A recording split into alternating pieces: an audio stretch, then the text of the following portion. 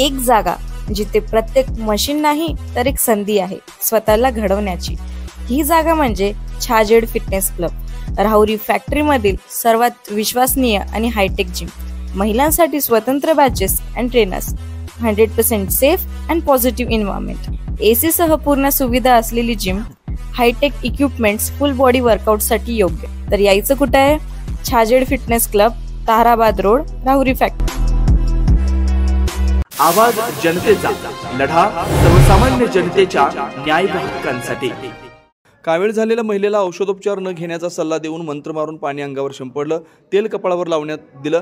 त्यानंतर काही दिवसातच महिलेचा मृत्यू झाला। महिलेच्या मृत्यूस जबाबदार असणाऱ्या फादर चंद्रशेखर गौडा विरुद्ध कोपरगाव शहर पोलीस ठाण्यात गुन्हा दाखल करण्यात आला। संजय जीवन पंढरे हे कोपरगाव शहरातील खडकी परिसरात राहतात। त्यांच्या घराजवळच बहीण वनिता विश्वनाथ हरकळ राहते। दिनांक 1 जुलै रोजी वनिता आजारी पडली। तिला संजय पंढरे यांच्या पुतण्या विवेक पंढरे डॉक्टरांकडे घेऊन गेला। त्यानंतर पुन्हा 3 जुलै रोजी डॉक्टरांनी तपासणी केल्यानंतर कावीळ झाल्याचं सांगितलं।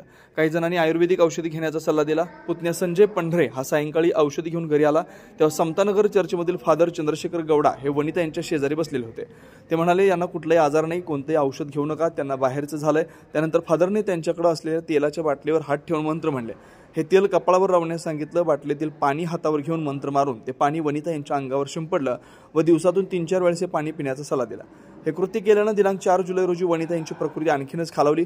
त्याच दिवशी वनिता यांना लोणी येथील प्रवरा हॉस्पिटलमध्ये नेण्यात आलं। डॉक्टरांनी तिथे ॲडमिट करून घेतलं।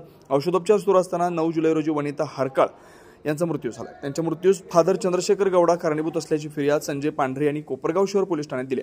या फिर्यादीवरून चंद्रशेखर गौडा विरुद्ध गुन्हा दाखल करण्यात आला। अधिक तपास सहाय्यक पोलीस निरीक्षक किशोर पवार करतायत। नवनवीन घडामोडी आणि सत्य बातमी पाहण्यासाठी आजच आमच्या YouTube चॅनलला सबस्क्राइब करा, शेअर करा आणि लाईक नक्की करा।